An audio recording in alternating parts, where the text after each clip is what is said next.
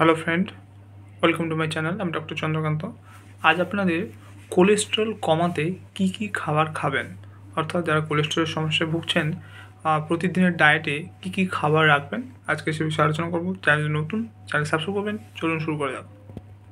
Cholesterol কমাতে যে সমস্ত খাবার আপনাদের অভ্যাসে রাখতে হবে সেটা হচ্ছে ফাইবার সমৃদ্ধ খাবার, যেমন ওটস, বার্লি, মসুর ডাল, আপেল, এছাড়াও শিম জাতীয় খাবার। এছাড়াও ওমেগা-3 ফ্যাটি অ্যাসিড অর্থাৎ স্যামন মাছ, সার্ডিন মাছ, এছাড়াও এই সমস্ত চর্বিযুক্ত মাছগুলো খেলে কিন্তু খারাপ কোলেস্ট্রল, এলডিএল কোলেস্ট্রল কমবে। বাদাম এবং বীজ, বিভিন্ন ধরনের বাদাম এবং বীজ খেলে কিন্তু কোলেস্ট্রল কমবে।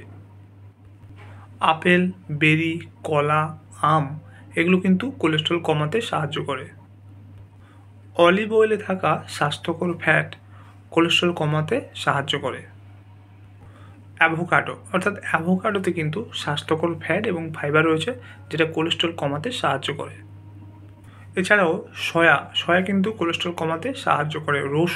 রসুনও কোলেস্ট্রল কমাতে সাহায্য করে। কোন কোন খাবার এড়িয়ে চলবেন, যেমন ভাজা খাবার, প্যাকেটজাত খাবার, চর্বিযুক্ত মাংস, এই সমস্ত খাবার কিন্তু এড়িয়ে চলতে হবে। এছাড়াও নারকেল দুধের মতো ফ্যাট সমৃদ্ধ খাবার কম পরিমাণে গ্রহণ করুন।